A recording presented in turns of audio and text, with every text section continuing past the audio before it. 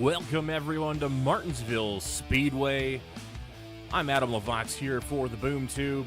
We're ready to kick off the Nitro Shootout Playoffs here this evening for round number 1 of 3 to decide who our championship winner will be. We've got 6 drivers on deck ready to shoot it out for that championship title. We've got 3 racetracks on deck. The first, of course, being right here in Martinsville, Virginia, at that paperclip-shaped racetrack, one of the most historic in NASCAR, 0.556 miles, located, of course, in Martinsville, Virginia.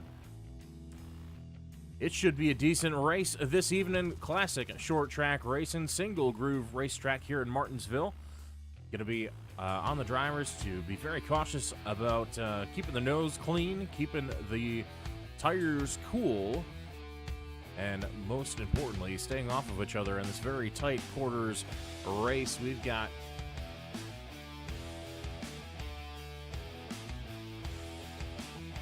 $15 drivers on deck for you. They're just wrapping up qualifying, heading out for a few practice laps before we grid them up here for tonight's race.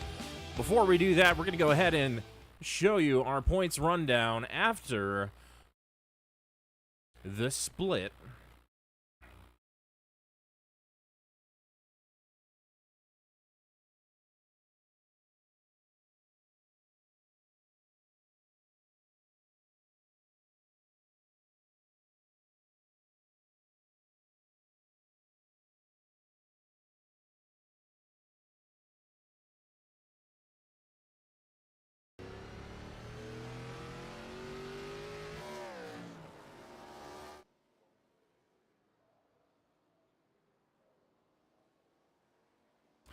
There we go. Draw attention to your screen here. We've got the top 6 separated in the points standings, reset here for the Thursday night Nitro Shootout Playoffs. Of course, presented as always by our awesome sponsor, SoaringLogos.com.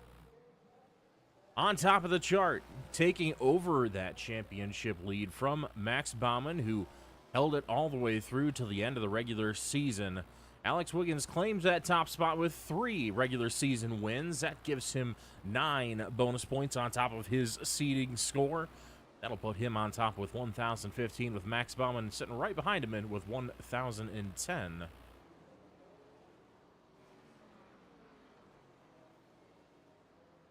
Sorry, that is incorrect, folks. That should be 1,015 points for Max Baumann. Just now noticing that.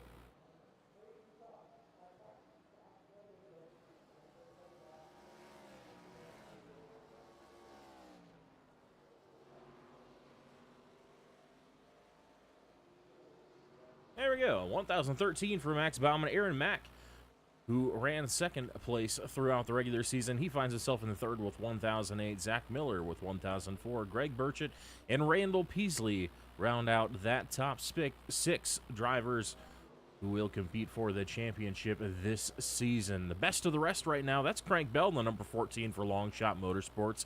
He's sitting atop the heap with 1,880 points, just a couple of points behind him is Barry Knapp in the 42 for Turnaround Turbos, right on his heels, only a couple points back. So we'll see who can carry the rest of the field throughout this points chart. But we will be focusing on that top 6 stack of drivers throughout the remainder of these next 3 races. And speaking of 3 races, we'll go ahead and look at what the remainder of our track selections have in store for us for those final 2 races of the schedule after the conclusion of tonight's race. That is going to be Phoenix Raceway. That'll be on July 3rd.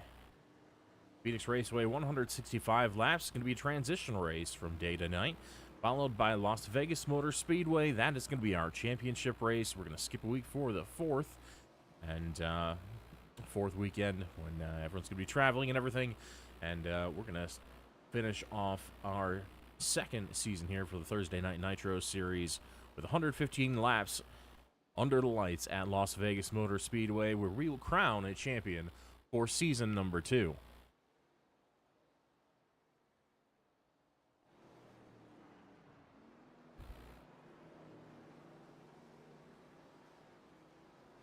Taking a look at our qualifying results from this evening. We've got Kyle Nadeau, no stranger to the pole position. He's going to snag that Road Promotions pole position for the evening for his Royal Pegasus Motorsports team with a 19.68. Very quick lap time, followed right behind by Alex Wiggins in the 11. He's only 0.89 seconds behind, rather. Steven Turner, new face here for the Thursday Night Nitro Series, comes start off in third with that 26 machine. Devin Gentry going to start off fourth, also a new face to the Thursday Night Nitro Series. Max Bauman, one of those championship contenders, is going to start off P5, followed right behind by Aaron Mack, the third place in the standings, starting sixth. Dalton Brewington with a really good qualifying effort in his number 7. He's going to put that on the 7th spot in the running order as we get started with tonight's race. Zach Miller in the 38 machine starting from 8th. Andy Alt starting P9. Greg Burchett, Chef Burchett, starting off P10. Brad Yake in that one car. He's in 11th, followed by Kenny Reel in 12th position. Dalton Buckingham is starting 13th. And Randall Peasley, the final of our 6 championship contestants, he's going to be rolling off in 14th. Was unable to set a time for qualifying, but we'll see if he can improve that position throughout the race. It'll be a long race. We got 250 laps here at Martinsville Speedway. Expecting a lot of action throughout, and buckle in because we are going to get started, get these cars fired up and rolling in just a moment.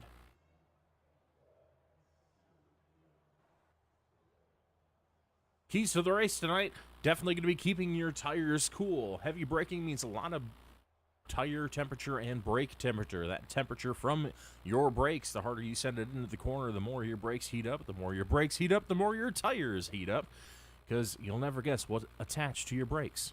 That would be your tires and your wheels, and they are all too eager to take some heat off those brakes, and they will. So some of these drivers are going to have to manage that. Expect, depending on how cautions play out this evening, 2 tire options might be something we see to gain track position. Martinsville Speedway notoriously hard to pass at, so it'll be no surprise whatsoever if we happen to see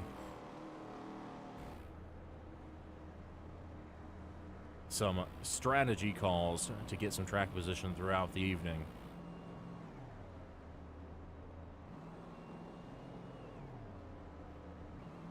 We are getting ready to roll out for the pace laps to get this thing started. Looking from the back bumper, the 97 of Colin Nadeau back at that hungry field. That's looking to take over that first position from him. We'll see how this pans out tonight here in the Thursday Night Nitro Series presented by SoaringLogos.com. We're glad to have you here on the Boom Tube. Go ahead and say hi. Shout out your favorite driver if you're in chat. We want to hear from you and see how you think this first race of the Nitro Shootout Playoffs is going to pan out. That's going to be a familiar sight right there for a lot of these drivers all throughout the field. That menacing bumper of the car behind you right up underneath the back end of your race car. You're going to have to watch those mirrors very, very closely throughout the whole evening if you want to survive.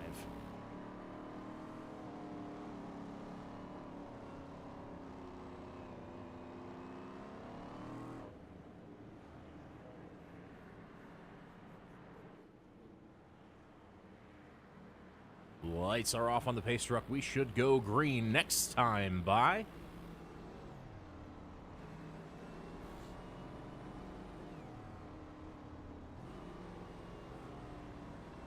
And kick off the action here for the Nitro Shootout at Martinsville Speedway.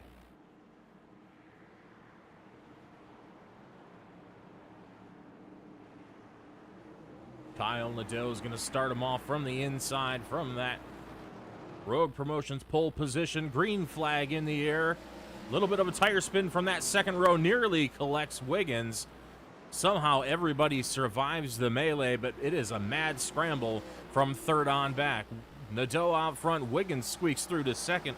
Bauman gains a few positions right off the bat thanks to that scuffle off of the second row. Steven Turner in the 26 got a bit sideways and squirrely on the restart, on the initial start of the race. He's going to drop down to 4th position for now. Brewington picks off 2 spots on that initial start. He's going to pull in 5th position right off the bat.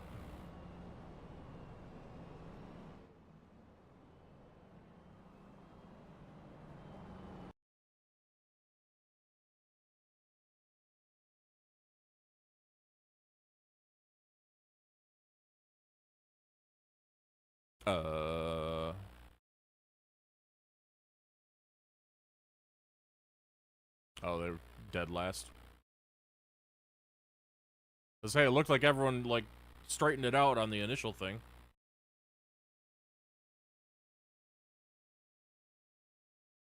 Shit.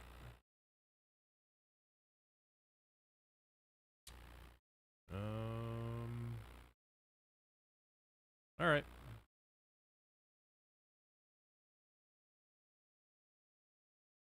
Probably.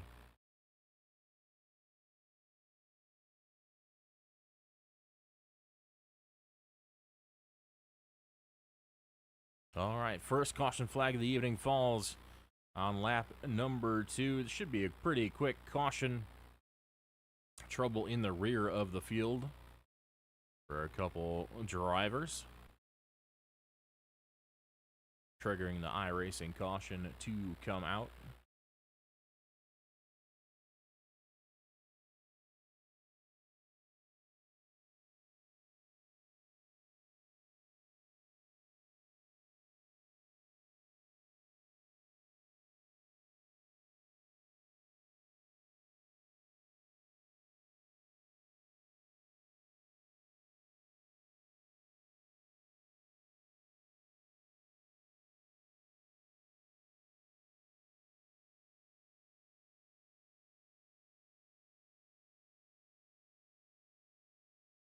Lights are out on the Chevy Silverado pace truck.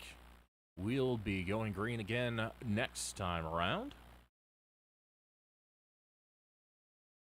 Kyle Doe holds that lead. Gonna start him off from that inside row as expected. Max Bauman tight to the rear bumper of that 97. They're getting ready to fire off here. Green flag will be in the air once again. Great launch for the 97. Side by side for second. Bauman to the inside. Wiggins to the outside.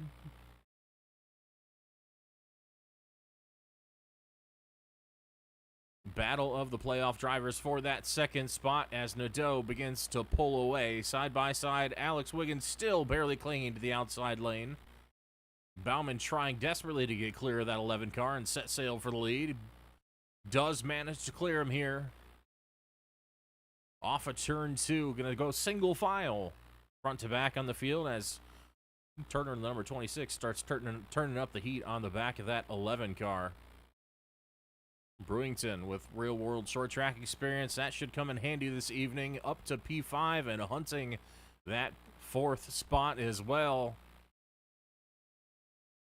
Positioning himself well. If they go side by side in front of him, could potentially follow the 26 through if he can find an opening.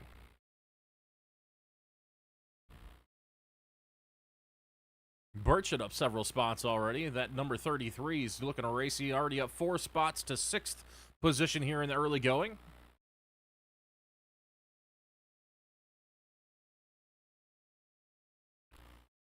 Followed closely by Andy Alton, that number 4. He's trying to draw a bit of a gap to the 38. We'll see if he's able to make that happen. A very sinister-looking black number 38 for Zach Miller this week. Looking sharp there in Martinsville. Going to be looking intimidating in the rear-view mirror of that 4-car. Speaking of intimidating, under the braking zone, Brad Yake picks up a lot of ground on the 38 car. Looking really, really strong under the brakes as he sends it to the inside of the 38. He's going to get position coming off of turn 2. Tucking in line for now. Kenny Reel looking for an opportunity to make it happen. Yake on the inside. Gets a big slide, catching that inside curb. Don't want to do that. That's an easy way to take yourself and potentially others out.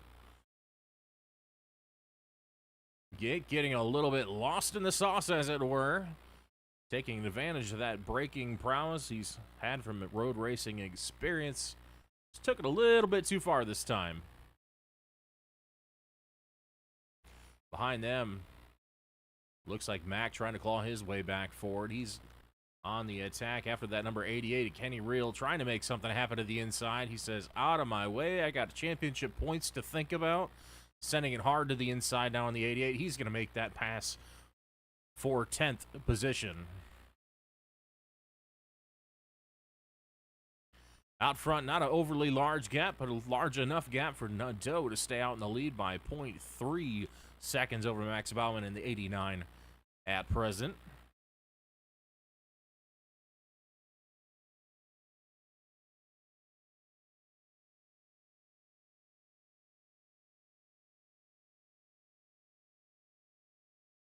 Both these cars putting a gap on Wiggins in third place by just about 1 second.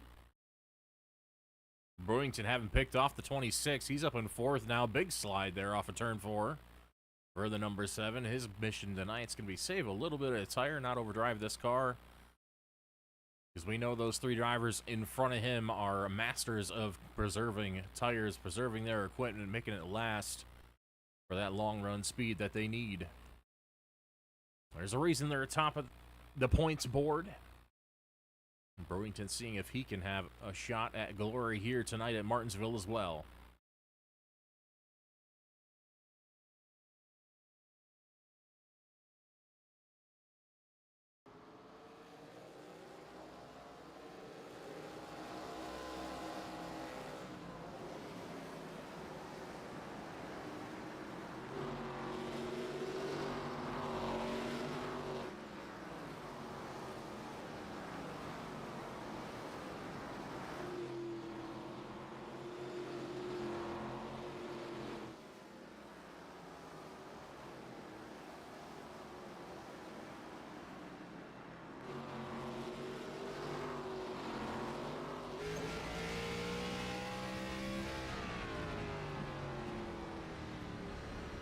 Gap continuing to grow out front. Taking a look back at that 8th position battle still.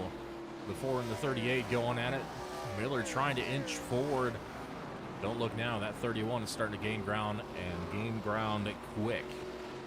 From the back of the field after that restart, he's already back up to P9. He's on the hunt for the back bumper of that 38. Who he's running against for this championship. He wants that position. He knows every point matters. Every yellow banner he sees on a race car, he's got to get around them and put them in the rear view mirror.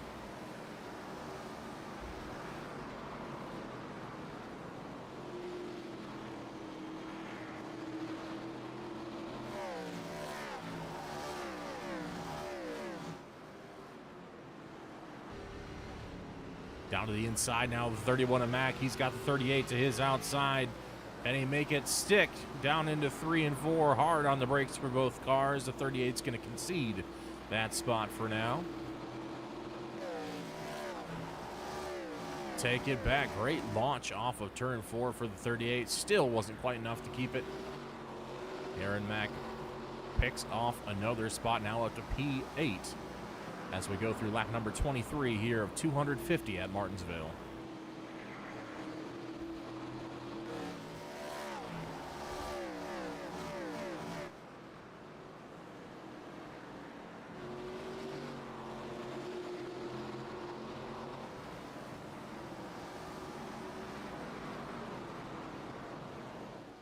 Ooh, potentially going to use the bumper for the 31. He's trying to make quick work of all these positions, get himself back up in the hunt for the lead of this race.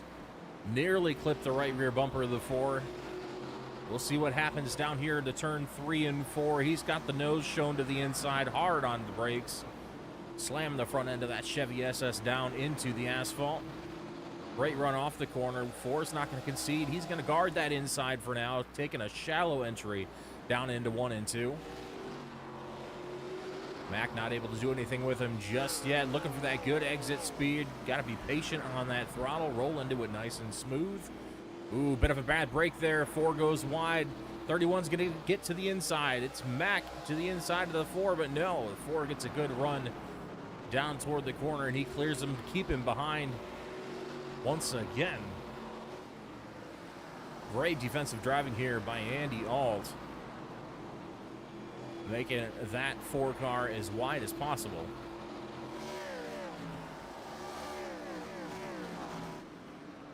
The question is, how much patience is that 31 car going to have for that?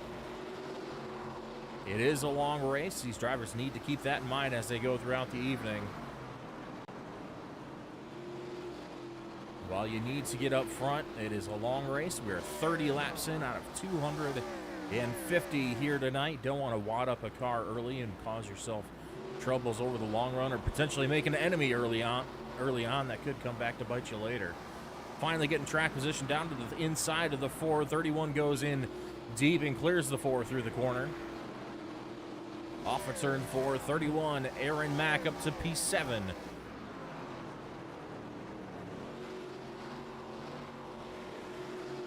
It's behind them. We'll see what Miller's able to do with the 4 as well. I think the 4 might have heated up those tires just a little bit too much, trying to hold off the 31. We'll see if he's got anything for Miller.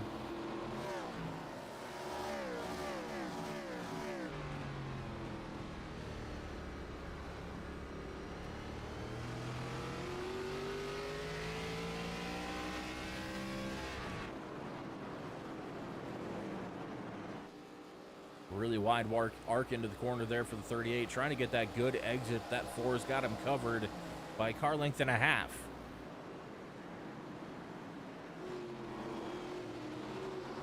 One car, Brad Yates, starting to sneak back in the picture. A little bit loose off of turn 2 this time.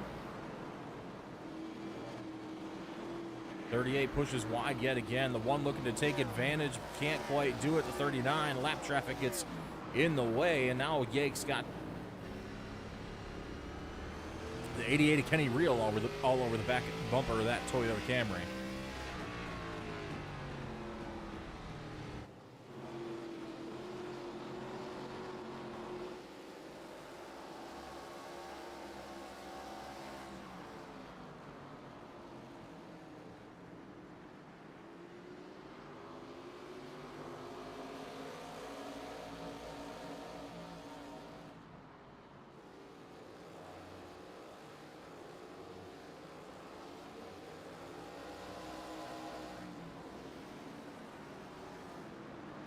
Close battles throughout. We see Devin Gentry trying to work his way around that lap car, the 39. See if he can get up there and catch Kenny Reel. Randall Peasley sitting behind him in 13th spot now. A bit of a slow fire off the start of this race for the 63. We'll see if he can improve throughout the evening.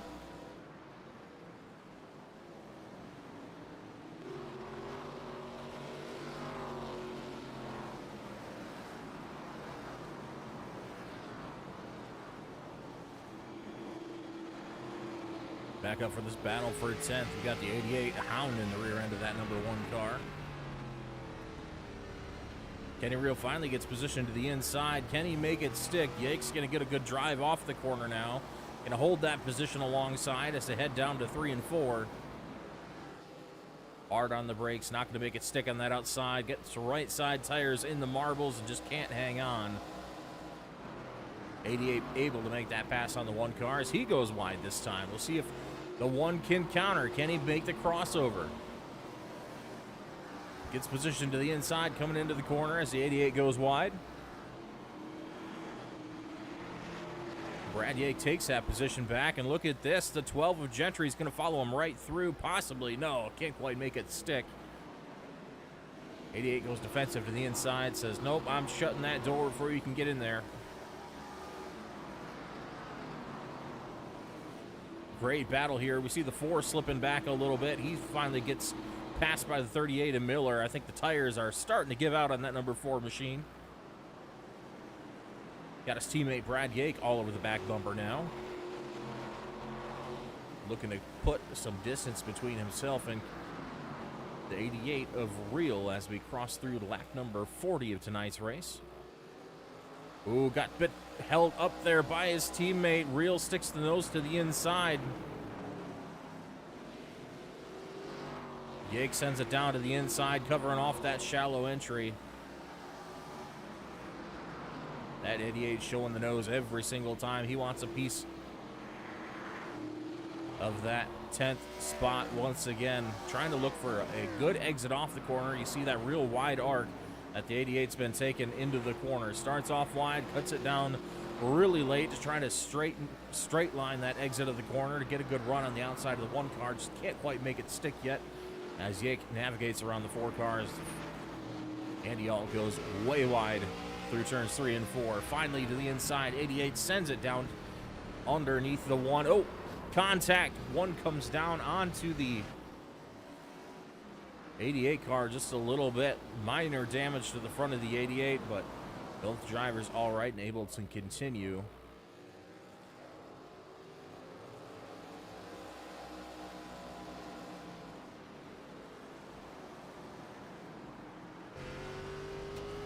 Let's go back at our road replay cam for roadpromos.com and see that pass once again. And see if we can make heads or tails of what happened there. That was a pretty daring pass to the inside by the 88. Maybe a little bit of a nose chop by the 1 car. You see the 1 really, really wide entering the turn. Might have just overcooked the entry a bit.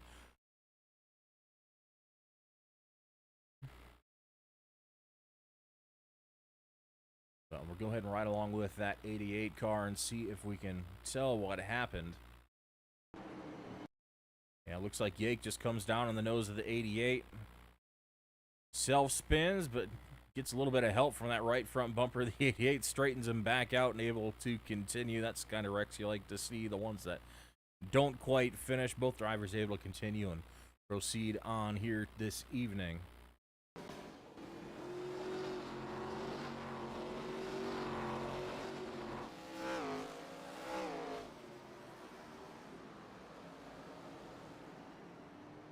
Out front, still a half-second gap for Kyle Nadeau. Keeping the entire field honest in that number 97. Max Bauman hanging in strong, keeping that gap back to 3rd place of Wiggins. 4.2 seconds back from the 89 as they run currently. A little bit of a wide corner there for the 97. 89 takes advantage, gains just a little bit of ground. But man, does Nadeau get off that corner well. You see that gap stretch considerably down the front stretch. 2 very good drivers. Both will have practiced substantially for this weekend. Bauman really neatly wrapping that inside lane, trying to find some speed. Diamonding the corner last time around, wrapping that center this time. Gains about a 10th this lap. Both drivers trading lap times throughout the course of the race. Fast lap award so far is going to go to that number 97 with a 19.88 second lap. Just behind him is a 19.96 second lap from that 89. Driver with the fast lap for the evening will get that 1 bonus point to add to their tally, and each one of those bonus points is going to mean a lot to the playoff drivers in the field. So Bauman, no doubt, will be wanting to go after that and have that in mind when he gets to bolt some new General Tire rubber on his car under the next pit stop.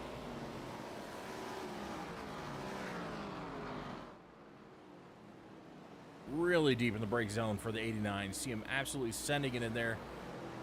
Gaining position yet again. Will those tires hang on long enough, though? Building up too much heat in those right sides. Ends up making that rear end slide out pretty substantially. We'll see if how long he can keep this up. And if he can maybe put the moves on the 97 for the first time this evening. He's got his teammate in front of him, maybe to act as a pick. We'll see what the 4's got in store. Andy All giving both of them a wide berth. Not going to make too much trouble here.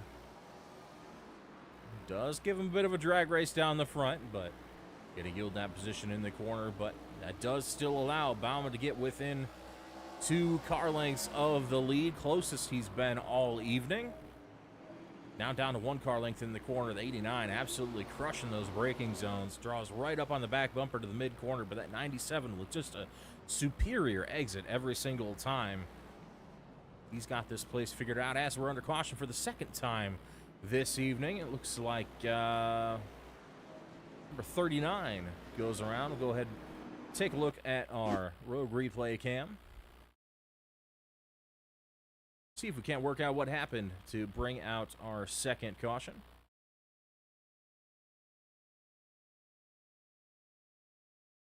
Keep an eye on the 39 here. Nice and tidy off of turn 2, down to turn 3. Just those hot tires gets out from under him, backs it into the fence. Nothing too major, but it's going to be enough to draw the iRacing caution flag for the second time tonight. Drivers coming down pit road for the first time this evening. You have to be really cautious about it. 35-mile-an-hour speed limit for these drivers. Got to nail that entry. Very easy to speed on this pit road. Also going to have to be conscious of where they are on pit lane. Drivers are supposed to stay to that outside lane until they're within a few car lengths of their pit box. Not the time, not the place to have a penalty here this evening for those 6 playoff drivers. Looks pretty clean for now. Wiggins gains a spot off the pit stop. Leapfrogs Bauman through the pit cycle. Kyle Ladeau is going to retain that lead, though.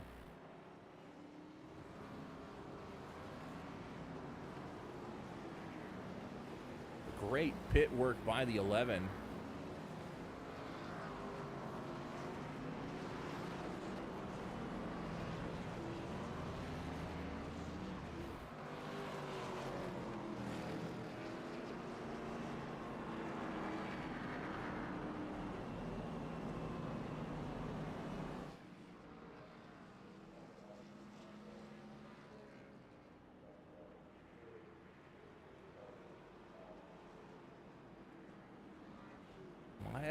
Hard to tell. Still a 14-second pit stop for that 11 car. 14.08 second stop. Must have stopped that thing perfectly in the box. 14.6 seconds for Kyle Nadeau compared to a 14 flat for the 11. 14.5 for Max Bauman.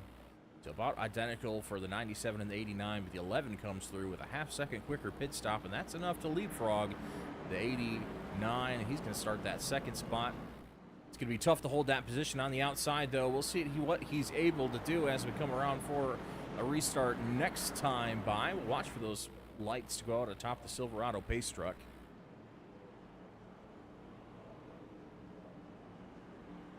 And they will. We will go green flag racing again next time by. The 97 electing to choose the inside lane. 11 to the outside, 89 inside second row. The 26 of Turner to the outside of the second row, followed by that 31 of Aaron Mack, all the way up to 5th position with Purchett to his outside.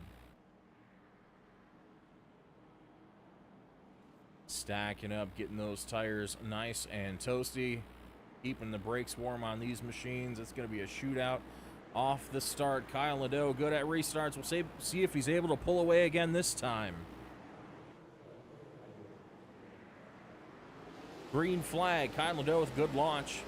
Good launch by the 11 too, but not going to be able to clear the 89 through 1 and 2. They're going to be side by side off of 2. Bauman to the inside with the advantage.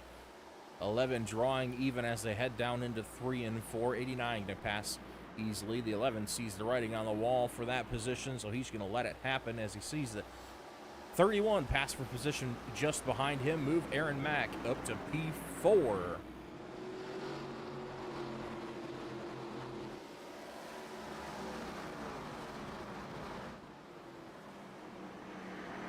I hope the 97 didn't think it was going to be smooth sailing, because here comes Bauman. 0.3 back, drawing ever closer to the back bumper of that 97. He says, if I'm going to make this pass happen, I got to do it now and try to set sail. One of the toughest competitors out there in that number 97, a Kyle Nadeau. He's going to make it hard on the 89. A bit of a wide exit. That's going to give Max a good opportunity here. Still half a car length. Not close enough. Gets a look, gets a taste of that spot, but still not able to get it half a car length. Still the gap between first and second spot. 89 really rolls that center well, but the 97 just leaves him nowhere to go with the momentum. Pretty much parking it on the apex. He says, I know your strength. I'm going to park it on the apex and kill that momentum that you got. That it has. Gap now stretching just a little bit, close to 1 car length now. 1.5 off the corner as they come off of turn 4. Shallow entry for the 89. Both these cars making the same speed, but in very different ways. Very different lines for both first and second place drivers. Currently wide entry for the 97. Rolls that center pretty slow. Tries to get a good smooth drive off the corner, which has been his strength all evening. 89, shallow entry, hard on the brakes, makes that thing sail through the middle of the corner, rotates really well, but then you see the 97 pull away a little bit on the straights. 1 car length, the gap still between first and second. Behind them, Alex Wiggins trying to hold off the advances of Aaron Mack in the 31. Mack looking for an opening. Wiggins knows the drill too. He's going to take that slow center corner rotation. He's going to try to get that drive off, and he pulls a car length and a half on the 31.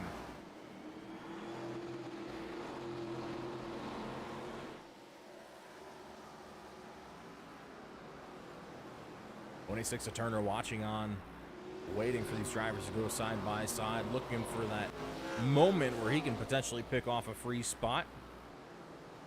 You get stuck on the outside lane, it's very likely that car behind you might sneak through as well. Martinsville, again, a single groove racetrack. That means there's one preferred line. You're not going to be able to sling that thing around the outside and make it stick. There's just no grip out there, not enough banking to support passing on the outside. You got to pass on the inside one way or another. Whether it be getting a good braking zone, good exit off the corner to get side by side, or using the bumper under the worst case scenario. But hey, it's Martinsville Speedway. That is standard fare here at this short track.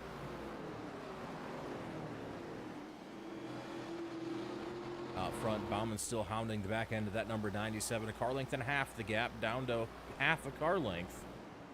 Ooh, right on the bumper, coming to the inside. Wide exit for the 97. Let's see if the 89 can get there. Still can't. Just massive acceleration out of that 97 has been hooking this car up on the exit of the corner all night just perfectly. Very frustrating as the second place driver trying to do anything with that. The real advantage here, the easiest way to make a pass is to get a better exit than the car in front, but when he's stopping mid-corner, killing your momentum, and then getting a huge launch off the corner, it's really just nowhere for you to go. Like I said, that chrome horn might come into play later on in the race, but for right now, these drivers just going to go at it the old, well, I shouldn't say the old-fashioned way, but the clean way anyways. Gentlemanly. We'll see if the gloves come off later in the race, but these playoff drivers know what's at stake. They don't want to risk anything they don't have to early on. But they do know that points reward for winning a race much higher for the winner than the rest of the positions.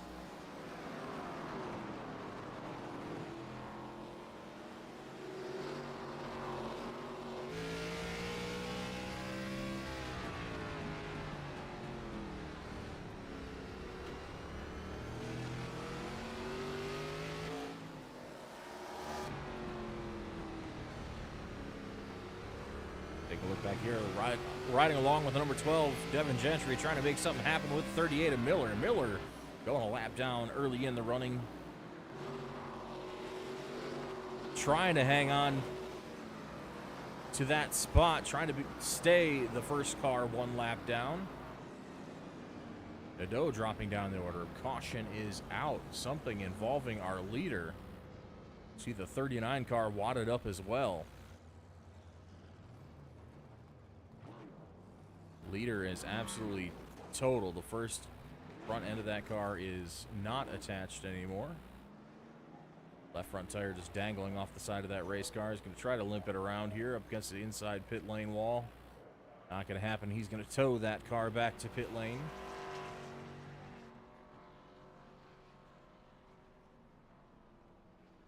Of course, we are going to take a look at our Road Promotions replay cam. Let's jump on board with that number 97. Try to work out what happened to take our leader out of the race.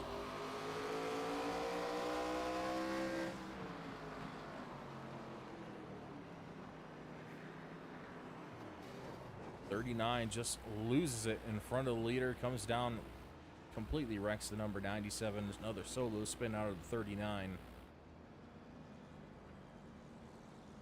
That's going to park both cars for the evening, taking her leader out of this one.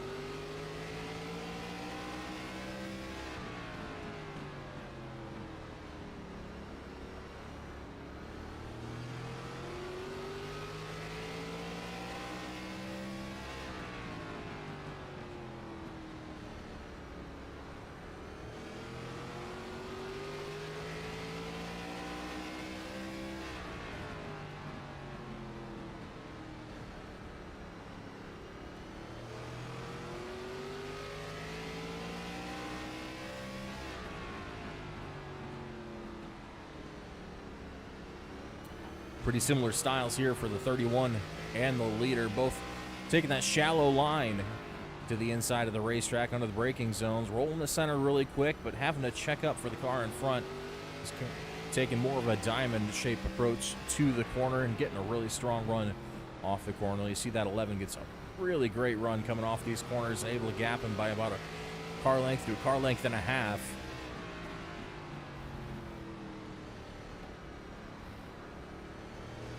Two runs now. 31's been behind the 11. Hasn't really been able to advance that much. We'll see how long that is going to stand. You see the 11 maybe opening up a little bit too much of a gap there on entry to some of these corners. Putting a lot of faith in that 31 not to try to make a move.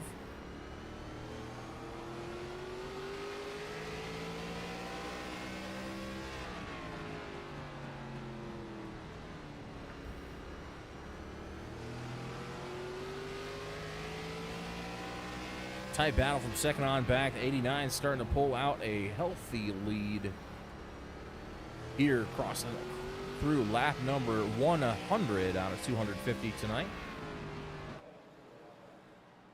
There's the gap to the leader. The 26 holding a little bit of lead above that third place battle, but still not able to make any ground on the 89. Max Baumann showing the way.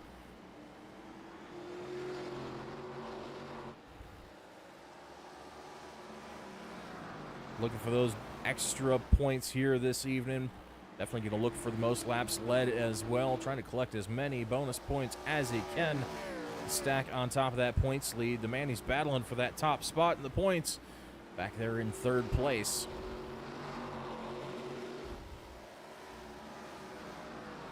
Coming into the night, the 11 was ahead by just 2 points over Baumann. Baumann would claw those back if we can get a couple of bonus points and the race win that put him back on top of the board where he sat for the majority of the regular season.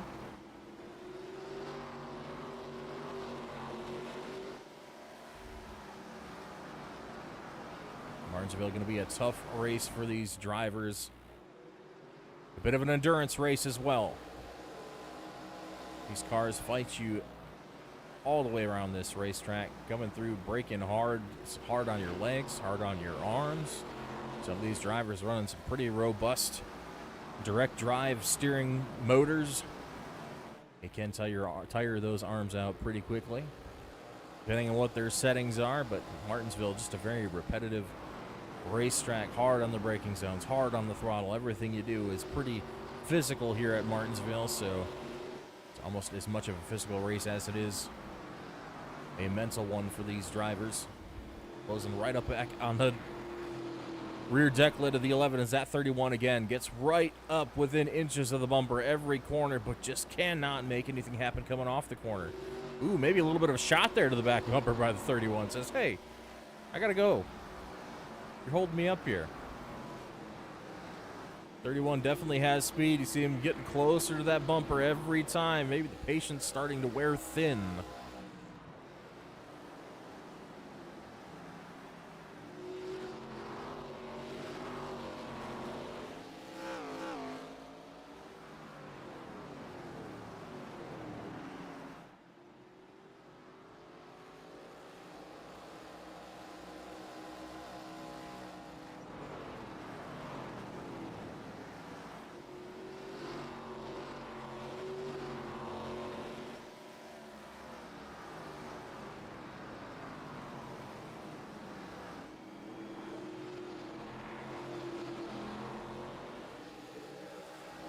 One car length the gap coming off the corner. 11 stretching the gap under acceleration as usual, right up to the rear deck lid for the 31 in the middle of the corner. 11 looks like he's getting a little bit of momentum here. About a half car length still separated them in the mid corner last time around.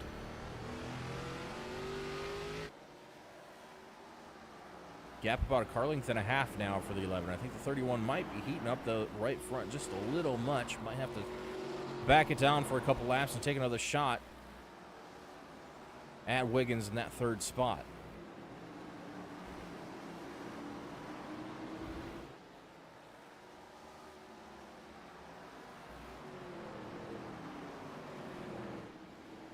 First place battle starting to ramp up a little bit from a half second down to 0.3. I think that 26 car might be sniffing a gap in the armor of that 89. He's starting to close up on Max Baumann for the lead. Taking a look back in the pack, still an absolute dogfight back here around 10th spot. Devin Gentry trying to pass the 7 car. Got Brad Yake all over the back bumper. Yake, big moment coming off the corner.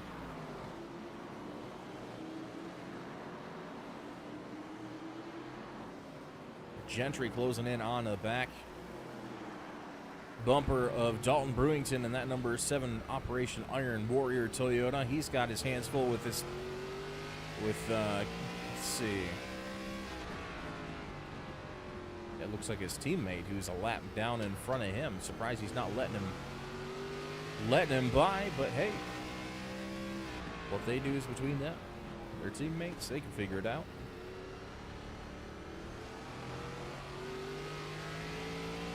It's held up too much more. This 12 is going to find a spot there. Closes right up within a half car length in the mid corner.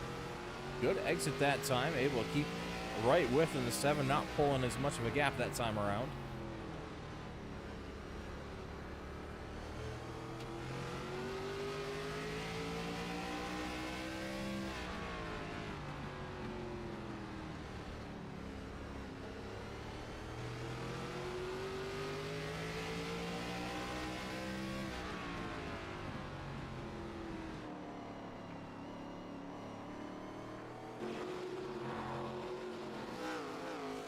Bit of a moment there off the corner for the 4. That's going to allow this 7 to get a look. The 4 might just concede that spot this time. We'll see. No, it's still digging off the corner. Holding his teammate off. Man.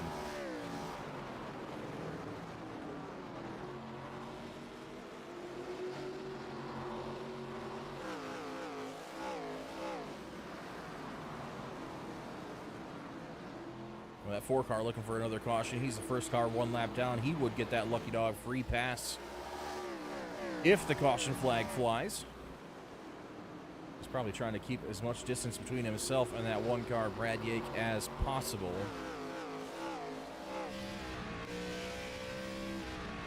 Out front gap increasing again. Had decreased a little bit, but looks like Baumann starting to get back in a rhythm, increasing the lead to 0.8 seconds, and then another second back to Alex Wiggins in the 11, finally pulling a gap from the 31 in 4th place.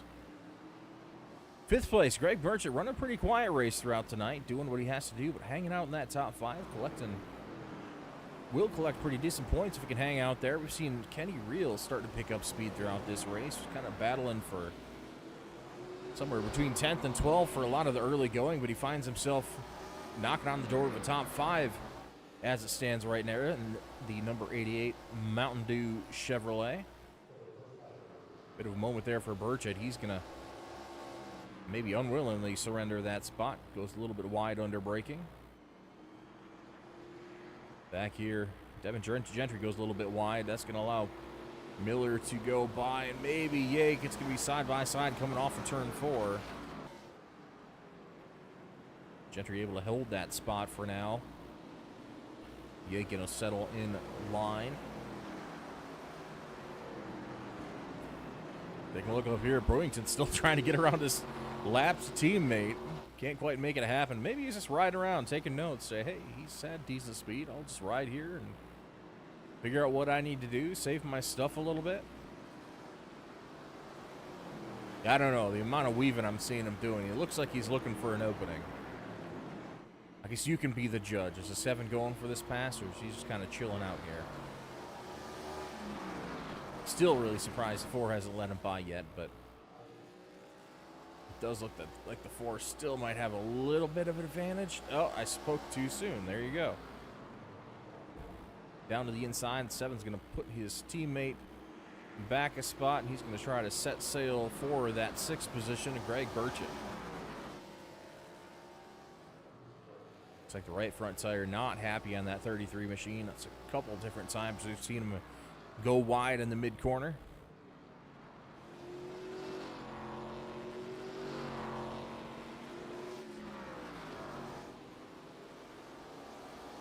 Looking back at that battle for second place, that is heating up quick. 26 maybe with issues. Not sure what's happening with the 26, but he's losing ground like crazy. 11 going by, about to have the 31 go by. Just does not seem like he can hold the corner for some reason. Not sure what's going on with that number 26 car, but seems to be having some kind of issues.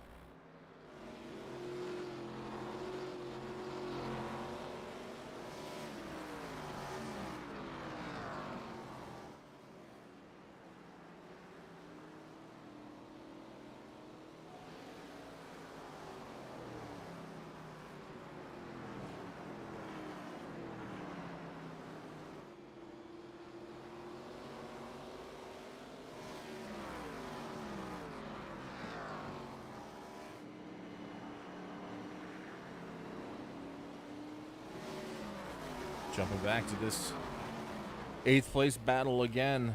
Gentry catching up to the back of the 38 once again, trying to make something happen. Looking for a gap, see what he can do with Miller. Miller pretty strong off the exit of the corner. I think the 12's got the advantage under braking. We've seen that quite a few times tonight.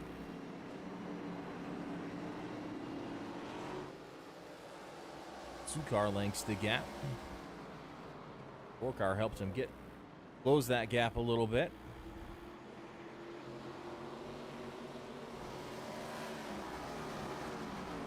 Keep an eye on this gap between Miller and Brewington. I think that's been closing ever so slightly. Gap between them right now stands at just about a second. Going to close that considerably when the 7 goes wide, gets in the marbles. That's going to get cut down to 0.2 seconds. Miller on the back, almost on the back of the 7 car now. 1 car length back. 7 gathers it up. He's trying to get off the corner, goes wide a bit on exit. That's going to allow Miller to get a good run. Once again, hard under the brakes, just right front tire giving up, not able to hang in there. That's going to be 2 spots down for the 7 in 1 corner. Now his teammate going to pass him back too. We'll see if he'll cut him a break.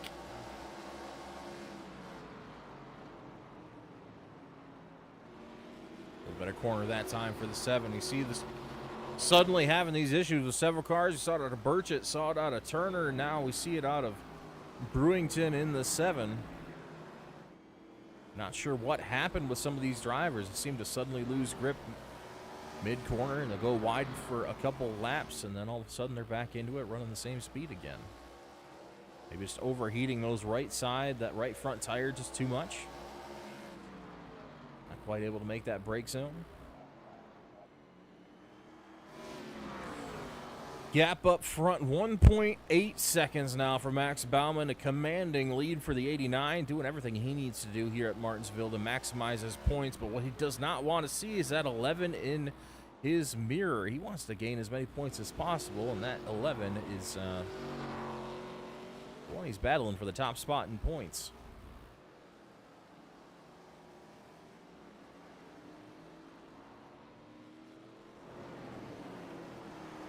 Great driving out of both these. Jumping back to this battle once again. 12 catches a 38. Yet again, draws within a half car length down into the corner. Maintains it. Can he get the run off the corner? The 38's been strong there. A little bit of a wiggle for the 12 coming off. Loses a bit of traction, but stays with him regardless. Going to get a look to the inside as the 38 goes wide. The 38 catches a bit of fence. That's going to move the 12 with Devin Gentry up to 7th position now.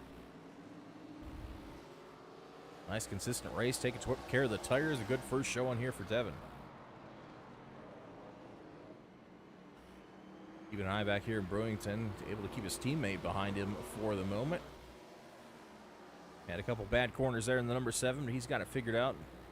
For the most part, looks a little slidey. That right front just does not look like it wants to hang in there. Caution flag comes out. Looks like we had some issues with the 1 car. That might be a bit of an iRacing caution. Single car incident. We'll go ahead and take a look on our Rogue Promotions replay cam. Keep an eye on this one machine, that green car down in the bottom right corner. Gets a good run coming off the corner, just loses that right rear. Wow, hard contact into that inside fence. We'll see if the one's able to recover from that. It's like pretty significant damage on the left front of that race car. We'll see if he's able to continue. Right now, just waiting for a gap in traffic to be able to get that thing turned around and moving again.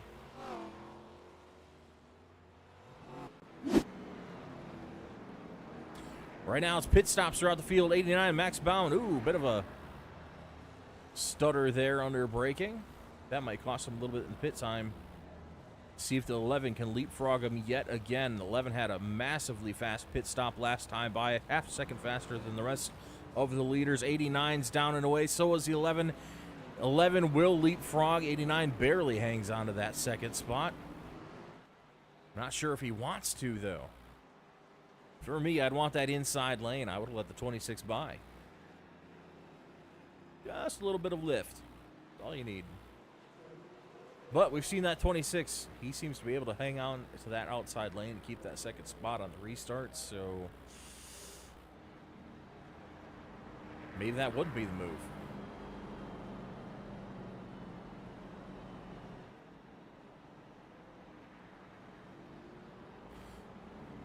So, changing of hands for the lead. Your top two in the point standings going to go at it once again. This time, roles are reversed. The 11's going to lead them to the green flag on the restart, with the 89 starting on the outside row.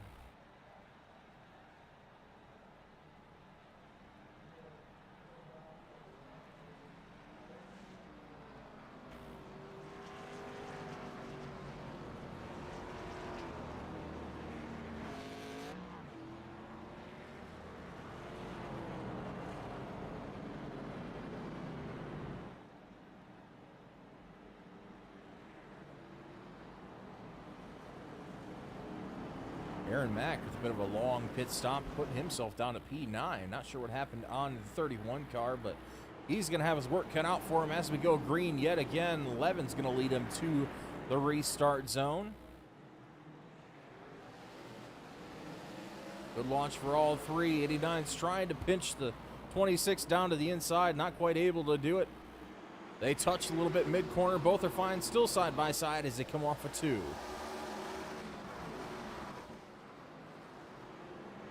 Big moment there for the 89. 89 in the fence. Trying to keep it out of the rest of the field. Everyone scatters. 89 loses massive track position off that.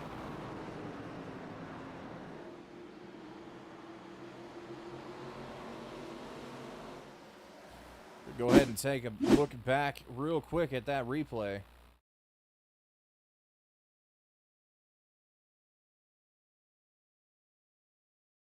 Get a bit of contact, so back up to the mid entry on the corner. 89 just pinches him tight. The 26 moves up maybe half a foot. Coming off that corner, all good. Going down into the braking zone. They touch a little bit. 89 just gets loose down into the braking zone, just not able to hang on to it. Ends up finding a little bit of contact with the fence. He's going to have to do the same thing as the 31 and find his way back up through the field. Meanwhile, it's Wiggins still out front by half second over Steven Turner. Kenny Reel in the 88 still continuing his march forward throughout the afternoon. He's going to find himself in P3. Greg Burchett with a bye for the day in P4. Devin Gentry gains one spot, another spot in the restart. After that, he's going to be up to the top 5 for the first time in the afternoon. Zach Miller, P6. Max Bowen dropped all the way back to P7. Maintains his position in front of Mac for P8, so I guess still keeping one playoff driver behind him. He's got his work cut out for him. Doesn't look like any serious damage on that race car. But working his way back up from 7th position from 2nd place is going to be a tall order for the 89, but these drivers are cut out for it. We saw the 31 do it twice already today, so no doubt that Bowen is going to be able to find himself up toward the front when it comes down to the end of the race. Crossing through, just 100 laps to go in this race. So we're on lap 151 of 250. It goes by in a flash here at Martinsville Speedway, running about 20 to 21 second laps. Last lap for the leader, 20.01, so pretty darn close to a 20-second lap.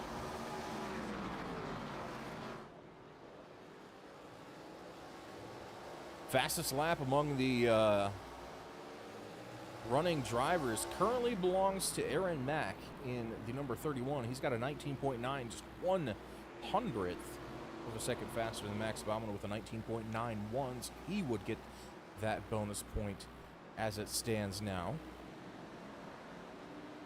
With Kyle Nadeau being out of the race at this point, Willis, you must be running status at the end of the race. You can be laps down, but your car must be running.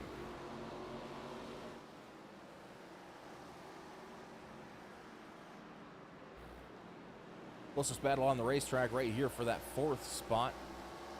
That's between Gentry and Burgett. Gentry trying to run him down. Gets within about a car length and a half. Burgett pretty smooth coming off the corner. Gets a really good run. Gentry doing the same. Takes that wide arc into the corner. Cuts it down late. Tries to get a good run off the corner. Does this time. Pulls within 1 car length. Gaps continuing to close between the 12 and the 33.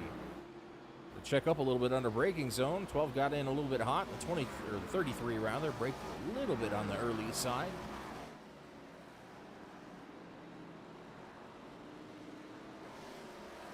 As a driver, you got to take mental notes of all these things. Try to categorize what each driver is going to do, what their habits are. Say, oh, this driver might brake a little earlier than I do, or a little later than I do. Maybe he takes the corner differently, or maybe he's slower in the middle of the corner than I am, and kind of adjust your line to compensate.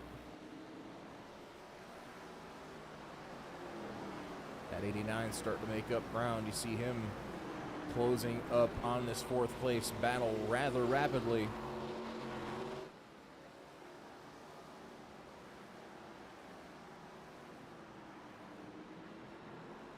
Only 1 car left, 1 lap down. That is the number 4 of Andy Alt. He's going to be looking to get back on the green flag, or on the lead lap, sorry. Definitely going to have, I imagine we'll have another caution in 100 laps here at Martinsville. We've had plenty throughout the first 150. Baumann continues to close in the back end of that 12. He's going to want to do something with that 33 pretty soon if he wants to keep that spot. Shows the nose to the inside just a little bit too early on brakes compared to the 33. 89 all over the back bumper. Gets a great run off the corner. Will he show the nose into turn 1? He will. He's going to get to the inside of the 12. Let's see if he can make the run off the corner. 12 just going to get clear. 89 is going to keep the nose to the inside, though. He's going to force 12 to concede that position. Max Baumann back up to P5 and on the hunt for P4 now.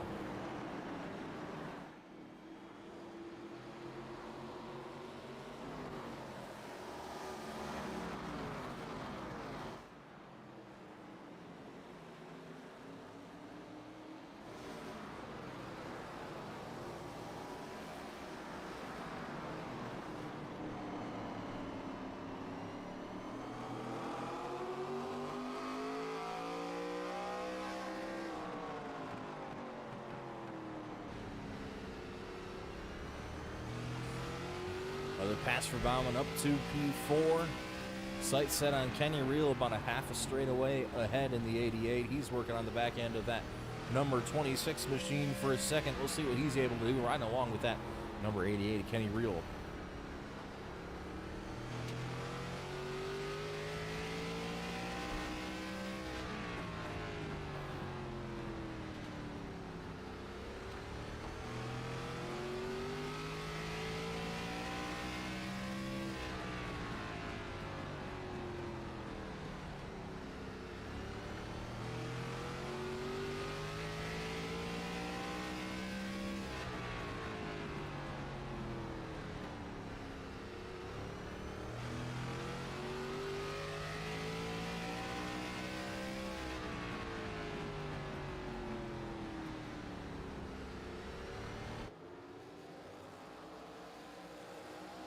inching ever closer. That gap now down to 0.3 seconds between second and third spot. Turning real starting to really close the gap down to 1 car length now as they head through 3 and 4.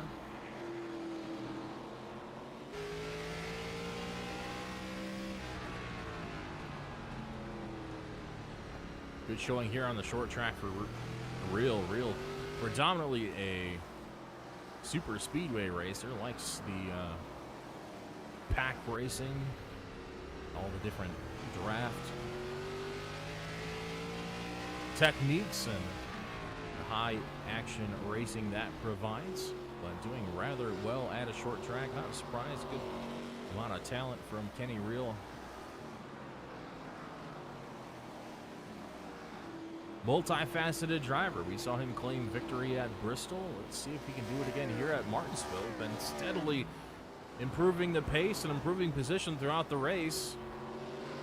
Haven't really seen him go backwards too much. Started toward the rear at the beginning. Just been a slow, methodical march forward all throughout the event so far.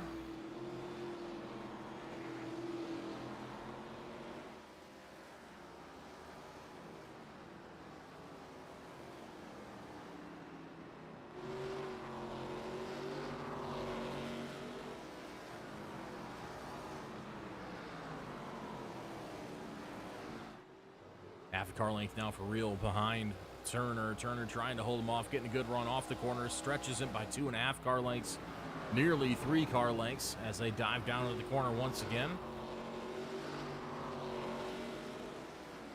Real fantastic under brakes, but that 26 has got legs down the straightaway.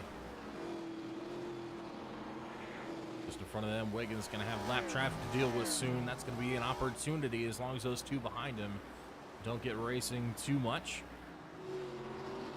Manage to stay single file. It might be an opportunity to get a little bit of track position gain. Martinsville is a short track, but with this Arca Menards race car, even a little bit of draft, a very little draft that's generated here with these slow 60 to 70 mile an hour corner speeds is enough to upset the race car just a little bit and compromise some of that front downforce. Now, is it exaggerated? It very well may be compared to real life product, but these drivers learn to adapt and work around the shortcomings of the race cars and learn how to go fast regardless.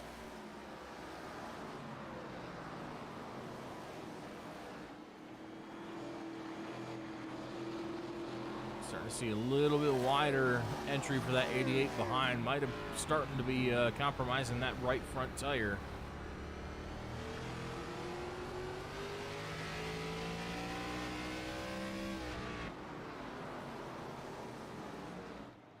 Ooh, really wide corner there for the 63 at Peasley. That's going to allow both cars to navigate by cleanly. Looking behind them, just starting to enter the picture. That 89 is creeping in on that 4th spot. Remember, just about 15 laps ago, last time we were on board with that 89, he was about a half a straightaway back. Possibly a little more. That gap now about a second and a half to bumper the 3rd place 88.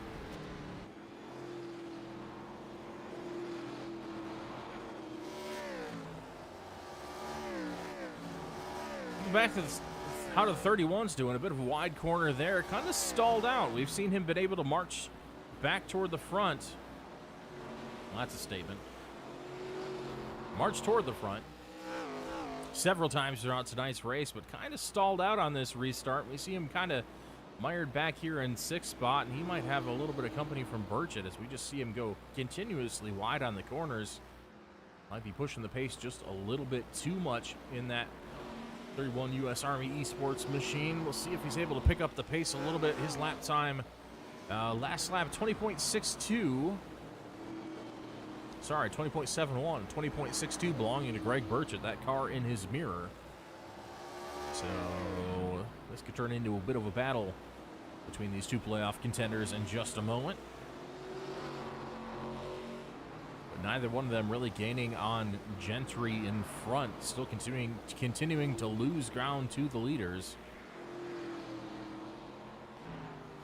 A little bit of a tap of the wall there for the 31 off the corner. 33 taking a wide entry, trying to get that really straight run off the corner and get that good acceleration, that good rear bite in the race car.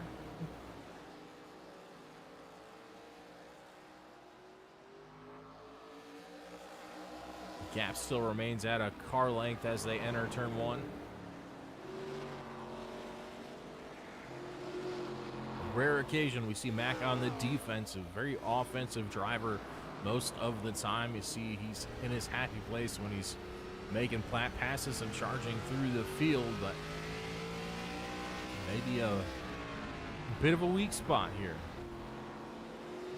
In the number 31 here as we cross through lap number 184 out of 250. The end creeps closer and closer to us. These drivers are starting to run out of time if they want to make something happen. Nobody knows that better than driver this 89 here. Waning quickly are the laps. These opportunities to get back up there close to the lead if he wants to have a shot at winning this thing. Gonna have to nail that final pit stop. No more brake hesitations or anything like that. He's gonna have to be it clean and consistent. We saw 14.1 pit stop time last time for Wiggins, and Bauman with a 15.3 thanks to that little hesitation on the brakes. A full 1.2 seconds longer pit stop time. That cost him the lead throughout the last cycle. Ooh, deep on the brakes there for the 89. Nearly collects the 88. Tell you another driver that's really starting to pick up speed. That 12 was closing in on this second through fourth place battle as well.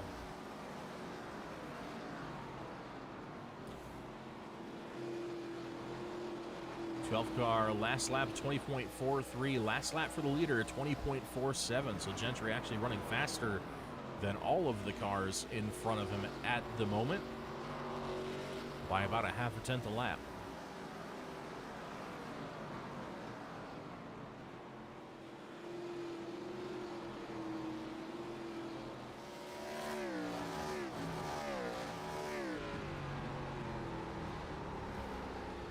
I think this battle between these three really starting to take a toll on the tires. You're seeing these lap times fall off pretty hard. The 26 ran a 20.6 for his last time around Martinsville Speedway. Kenny Reel a 20.5, Max Bauman a 20.51. And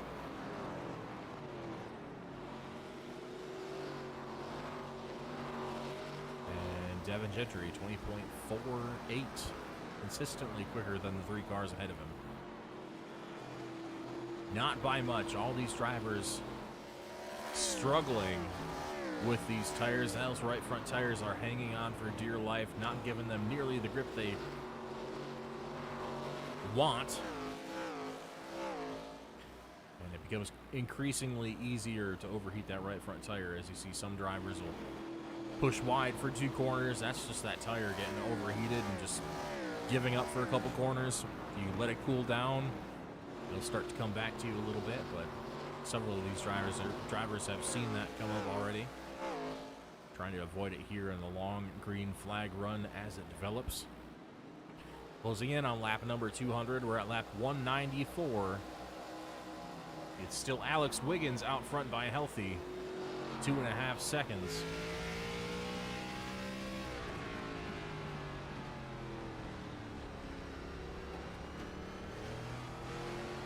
Well, not a whole lot of real close battles on track. We're going to go ahead and go trackside for a hot minute. We're going to crank up the sights and sounds here at Martinsville Speedway.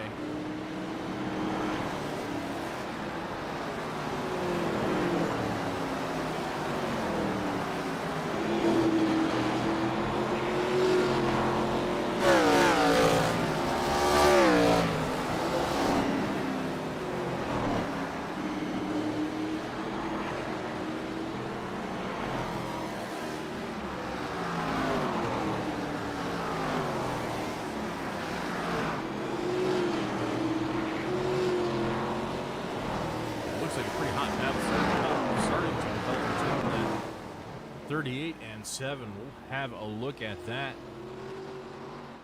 Zach Miller was trying to hold off the 7. It looks like a little bit of a mistake there for the 7 cost him, but they were all over each other for several laps. Now they got the leader. The leader, Alex Wiggins, bearing down on him, threatening to put them both a lap down in short order. 38 not wanting to see that. Now we see exactly why he was racing that 7 so hard. He does not want to go a lap down.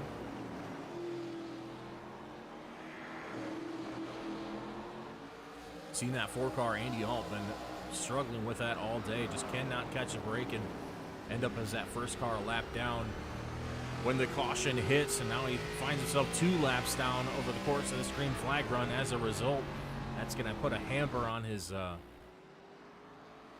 desire to try to pick up. Oh, gets really tight off turn 4 right there. That 7 is battling hard to try to stay on the lead lap. He's finally going to concede it this time. Wiggins puts him in the rear view and sets his sights on the 38 now. Thought the 7 battled hard. Let's see what the 38's got for him. Both of these guys are top 6 in the points. Ooh, 38 gets wide out in the marbles. Very, very slow corner for Zach Miller that time. That's going to allow the 7 car back by as well. That is not what he wants to see. He wants to get by that 7, be that first car 1 lap down. Should the caution flag come out, he's going to need that free pass to stay in contention.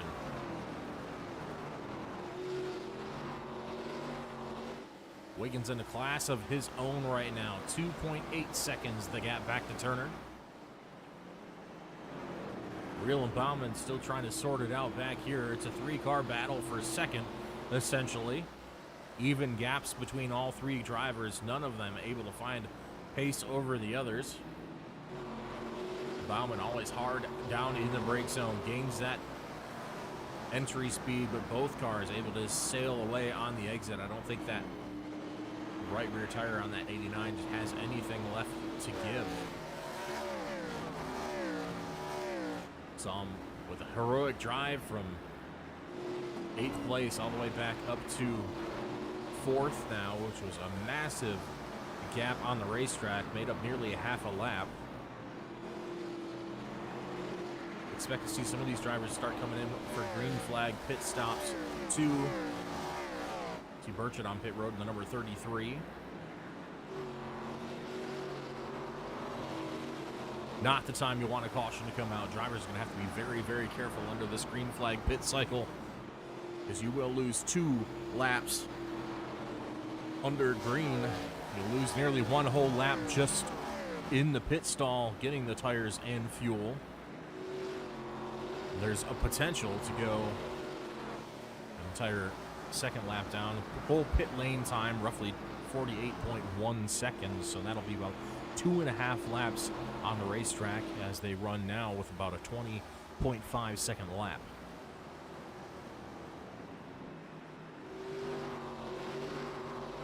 These drivers are going to have to be flawless. Every little mistake in pit lane under green flag is magnified just that much more, because you don't get to stack up right behind all the other drivers after you come out like you would under caution.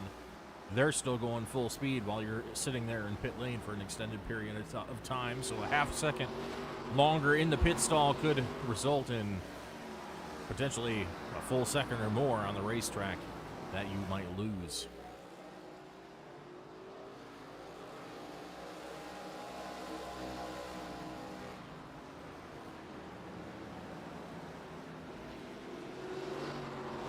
Still holding the advantage narrowly over the 88 of Real with a big bobble off the corner, trying to keep that rear end hooked up on that car. He goes a little bit wide on entry there. Still gets a solid exit. Stays right within half a car length of Turner. Turner running a masterful defensive race so far. You can tell he's struggling with that race car just as much as those 2 guys behind him, but he's doing everything pretty much perfectly. We haven't seen him really overshoot any corners, just doing his thing, running his line. Despite the pressure, he's able to hold them off so far. Lap traffic ahead, that is Dalton Brewington down 1 lap as it stands. It's a little bit of the catch fence.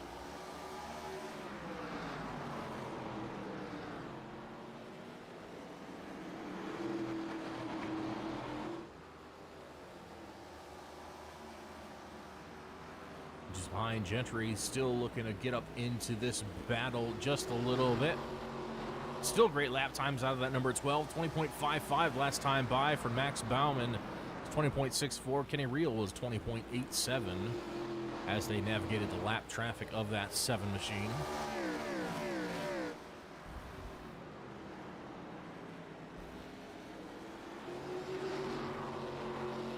Still small gains, but that 11 car continues to absolutely demolish that gap from 2.8 seconds a few laps ago now to 4.1 seconds over second place. This 11 has found the clean air, and he is setting sail out front.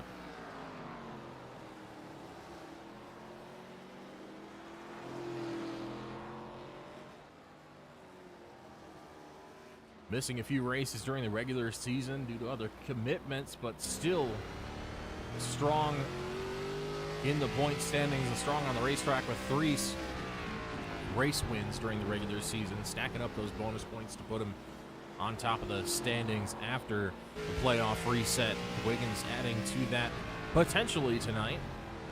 Try to add a 4th win to that set and get those extra bonus points to solidify that lead over Baumann in the 89.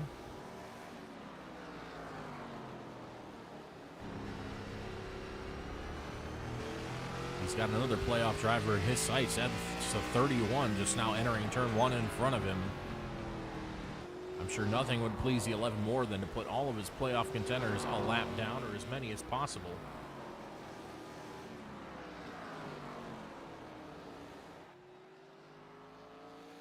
Now 5.5 seconds the gap. Turner dropping back. He's going to drop back to 4th position now. Both the 88 and 89 able to capitalize on a mistake. Both cars slip through, and now he retreats toward the front bumper of the 12. As Devin Gentry looks to mix it up in this battle, finally has a car within his sights. 2 car lengths the gap. 26 gets held up a little bit by the lap car. The 63 coming off the corner. That's going to allow the 12 to close in. A little bit wide there for Devin. Gets a little bit in the marbles. Not able to keep that gap the same. And he's still got to deal with that 63 lap car of Randall Peasley if he wants to get to the 26.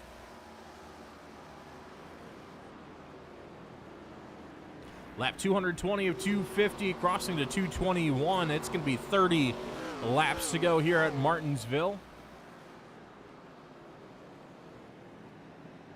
An eventful race at the beginning, caution-filled at times, but it has turned into a green flag drag race. An absolute knockdown, drag-out race between these guys, trying to save their equipment, save those tires, make them last over the course of the long green flag run. We'll see what these guys have to the end. Will they have to pit for fuel before the conclusion of the race?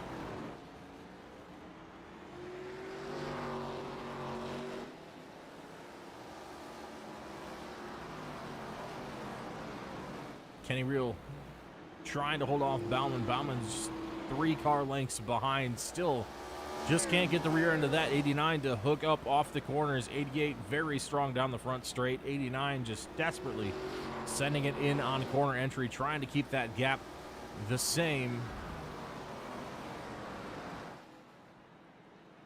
Last lap for Kenny Reel, 20.45, 20.5 even for Max Baumann, so half a tenth quicker for the 88 that time. Coming around again, a lap 225. Next time we'll compare those times once again. It's been really close lap times between both of these drivers throughout. Ooh, 89 pushes a little bit wide into turn 3. That's going to compromise his lap time just a little bit.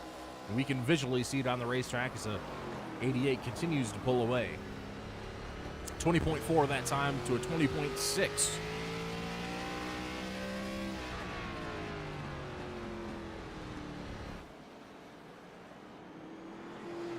Keep an eye on that gap. If Kenny Reel is able to maintain that pace, if he can lock in that 20.4, 20.5 second lap, he might start to close that gap on Wiggins. Wiggins finally starting to slow down just a little bit. 20.6, 20.7 6, 7 last time by for that number 11 car. 20.5 this time. Very comparable lap times between first and second. Kenny Reel still with a slight advantage, though, closing that gap ever so slightly, down from 5.4 to 5.3 now. That is a large margin to make up here at Martinsville Speedway. You figure a 22nd lap, that is a quarter lap. Doesn't sound like a lot, but 5 seconds at a short track like this is an eternity.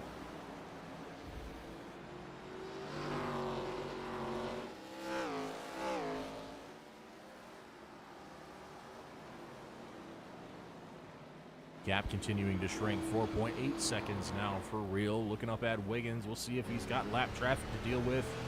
Maybe he's starting to feel some of that dirty air on the nose of that number 11 car, coming off that 31 that he's trying to chase down and put a lap down before the conclusion of the race.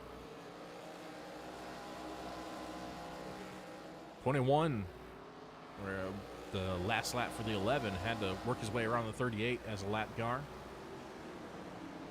Bit of a slower lap for Kenny Reel that time. Allowed Bauman to sneak in a little bit closer again. Gap back down to 3 car lengths between second and third.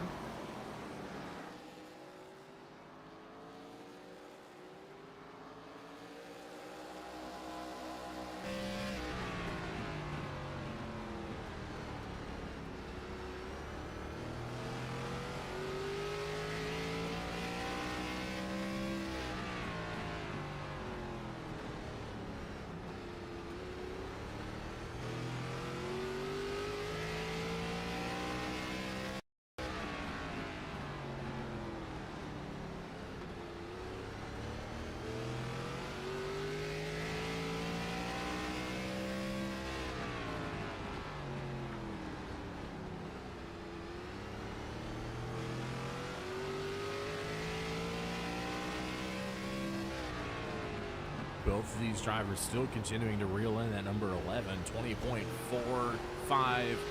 The same lap time for both the 11 and 88 last time by, with Bauman actually getting a 20.39. All three of these front drivers starting to pick up that pace. We had seen consistent 20.6s, but now seeing consistent 20.4s, 20.5s out of the top three. Intensity starting to pick up, the laps running out.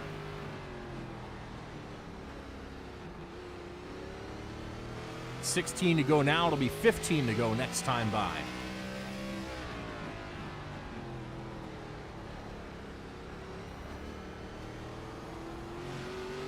Slow exit for Bauman that time, not able to get that thing turned. A rotated mid-corner, that's going to cost him a little bit. Identical lap times, 20.55 for first, second, and third place last lap. The gap continues to shrink for Reel, 3.9 seconds, now inside of 4 seconds. With the laps winding down, I don't think he's going to have time to get there at this pace. Wiggins had to deal with that number 31 car who could not have made it easy to get around. Wiggins able to clear, though, just by a small margin. 20.69 the last lap for Wiggins. 20.55 that time. 20.44 and 20.46 for the 88 and 89. Still consistently a tenth faster for second and third. But it might be too little too late. Unless they see a caution flag.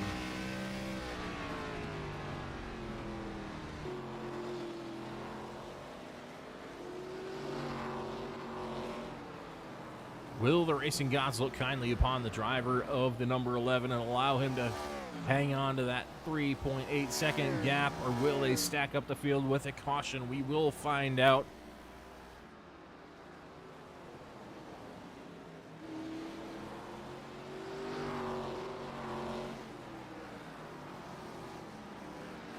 Crossing through to lap number 241 for Wiggins. It is 10 to go here at Martinsville Speedway for round number 1 of the Nitro Shootout Playoffs.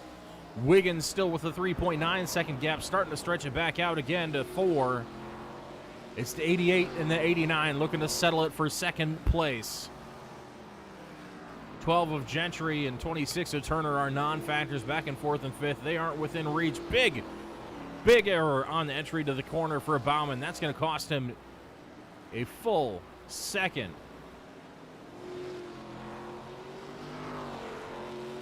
Any chance that he had to get by Real is up in smoke now, unless Real makes a catastrophically bad mistake.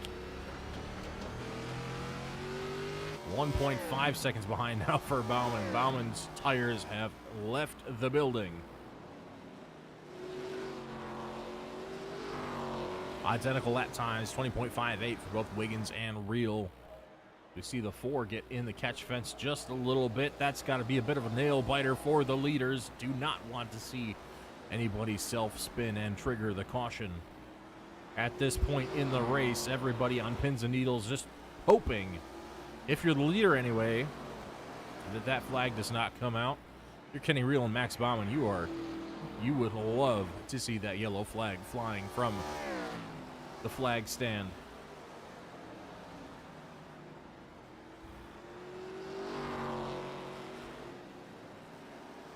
Biggest mover of the day so far, Kenny Real, plus 10 spots on the day.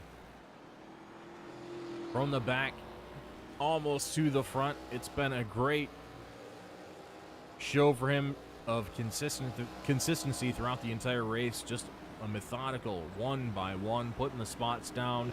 No mistakes on pit road. It's been a steady march forward throughout the entire race, finding himself in second spot, which would be honestly a great place to finish with as grueling as this race has been for these drivers, and with the level of competition between these top 3 and the top 4 at one point, with the number 97 who led the first section of the race.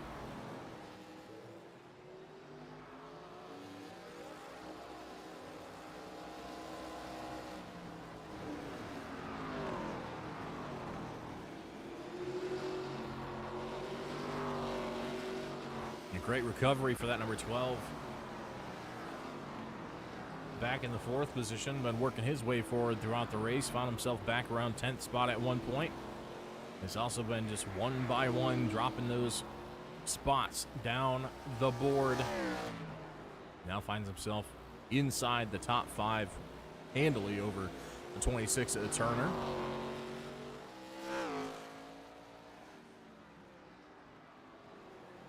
White flag is out for the number 11 car. Alex Wiggins dominating the second half of this race. 3 wins in the regular season. A flawless second half of the race. Domination on track and on pit road. Gained himself several positions, and he's going to hang on to that top spot to claim victory in round number 1 of the Nitro Shootout Playoffs here at Martinsville Speedway.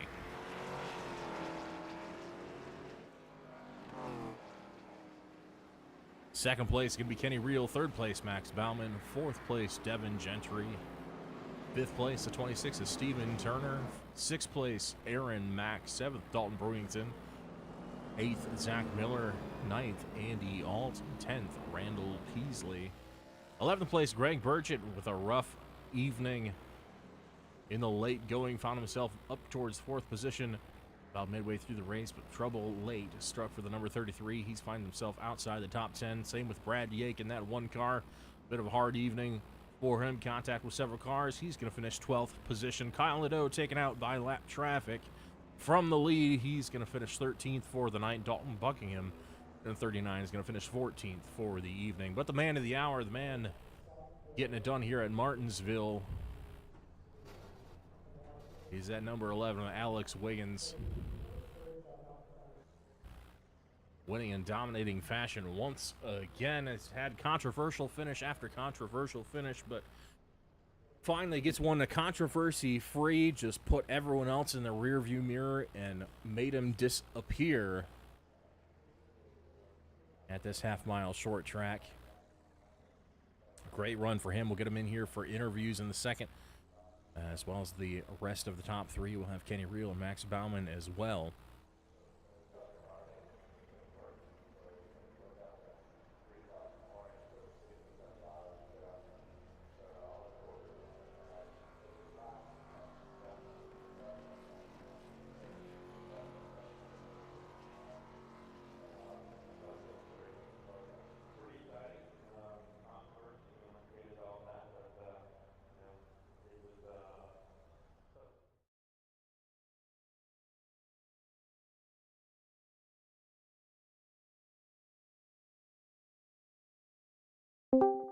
All right, we're going to go ahead and bring in our third place finisher, the man who led pretty much a solid third of this race. We're going to have to go back and look at the charts to see who had the most laps led tonight.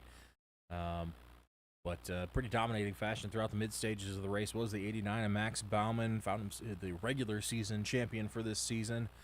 Comes up just 2 spots shy here at Martinsville after clawing his way back after a troublesome restart. Max, what do you think about the result of tonight's race? I know it was a pretty rough one throughout.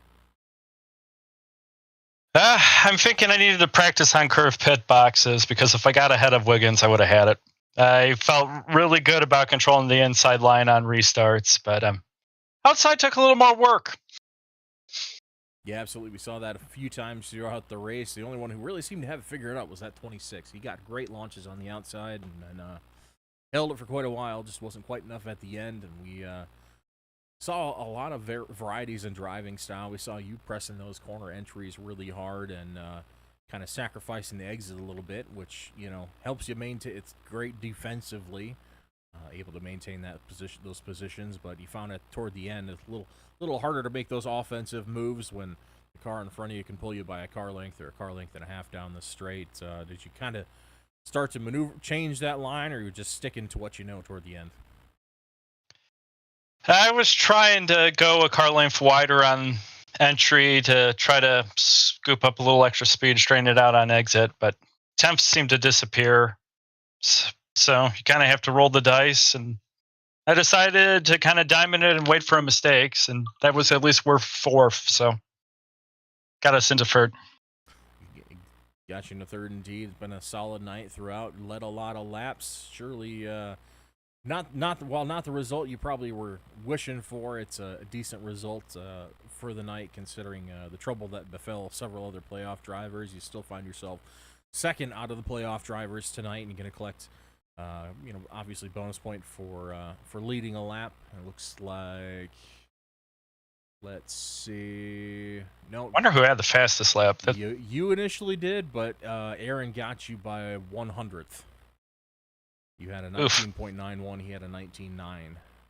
So just barely missed that one. But yeah, you're definitely gonna have at least some bonus points to come away with leading a lap, and we'll potentially have to go look at who led the most laps because I think that's gonna be pretty close between the two of you.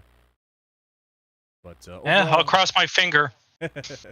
Absolutely. Great night, great drive out of you. Good recovery drive after your trouble on that last restart. What happened there? Just missed the entry a little bit, got out in the marbles. Obviously harder to restart on the outside, but take us through that last restart and what kind of trouble you got in there. Yeah, I tried the same aggression in 2nd gear. It worked for the first corner, and when I got to 3 and 4, I was a little wider than I wanted to be, and I felt like we were being fair. I felt like we were rubbing, we were gentle and using up as much space as we could. But yeah, I just lost grip, lost a little braking, so I had to let up a little bit, which carried me wide, collected more marbles, chain reaction. Yeah, look. More marbles you collect, the farther you go. This is true. Not a game of marbles you don't want to play here at Martinsville. But yeah, it looks like just enough. Looking at the replay, just enough contact to break the rears loose, and after that, you're just trying to, gather the thing up, and it gets harder to do once you get those right sides in the marbles. But way to save it, kept it from any major damage, and clawed your way back up to a top 3 finish. So congrats on a strong finish and strong night overall here at Martinsville. Thank you, and thanks 614 Designs, Track Racer, Boom Tube, Soarin' Logos, and Rug Productions. It's been a fun series. I might have used up my mulligan this week, and Alex is tough to beat, but gonna try it 2 more times, see what happens. Absolutely. Well, 2 more shots at it, you're still gonna be real close in points. So, good luck out there next weekend at Phoenix. Hopefully, we'll get it done out in the desert. Oh yeah, another short track always helps. All right. Thanks for your time, Max. That's your 3rd place finisher this evening, the driver of the number 89, Max Baumann. We're going to bring Kenny Reel in here in just a moment, if we can manage.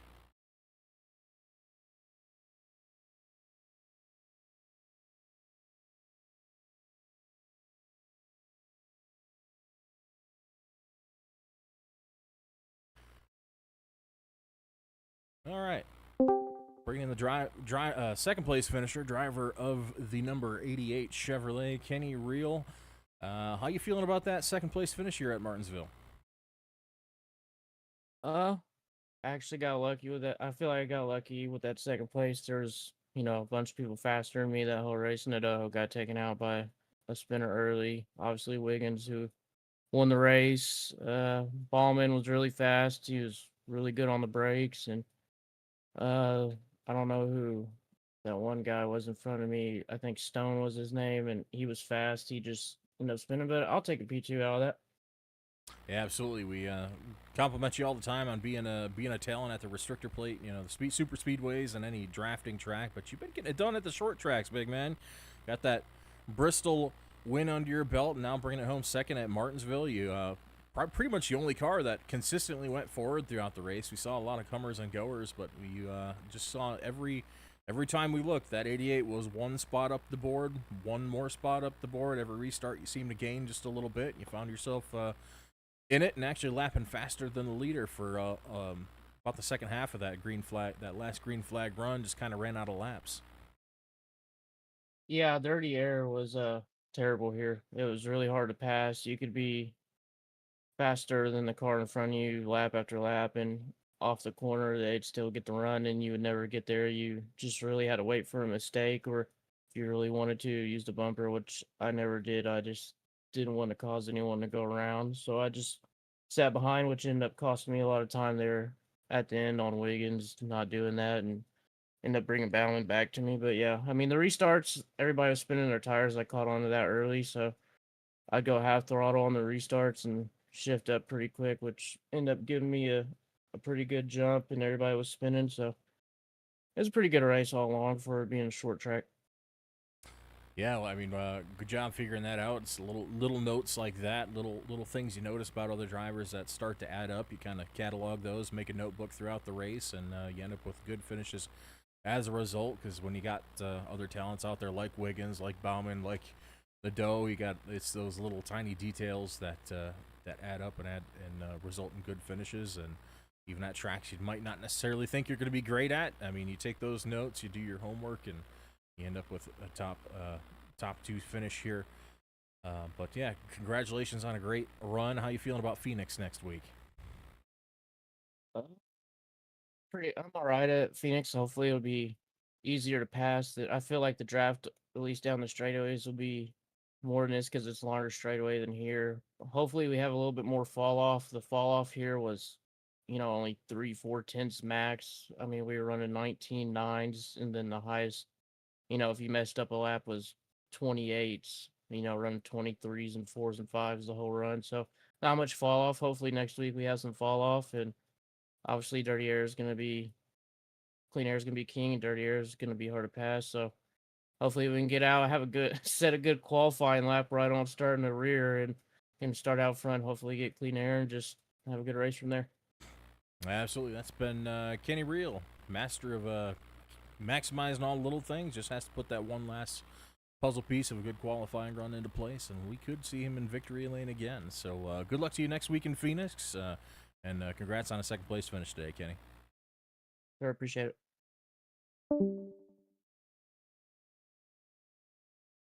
All right. Last but not least, we're going to bring in our winner here at Martinsville Speedway. Of course, we are talking about the number 11 of Alex Wiggins, driver of that Crown Royal Chevrolet, getting it done at Martinsville Speedway. Alex, how you feeling after that win? Brought it out strong at the end and came through with the first win of the playoffs. Feels pretty good. You only get 3 chances to do it. Do it. The first one feels pretty good. Feel bad for Kyle. I feel like once I figured this out, I feel like we would have had a good race, but just consistency was the name of the game tonight. Yeah, definitely consistency all throughout. We saw you, Mr. Consistent on pit road, consistently half a second faster on pit road. Now, I'm not asking you to reveal any secrets, but surely there's something that's got to set you apart compared to everyone else, because nobody could touch you on pit road. And we saw several occasions where you found yourself coming out off of pit lane with the lead, or at least a spot gained over the rest of your competition. So what's your take on that? Gotta learn how to use your clutch. That's all you gotta do. It's the whole secret.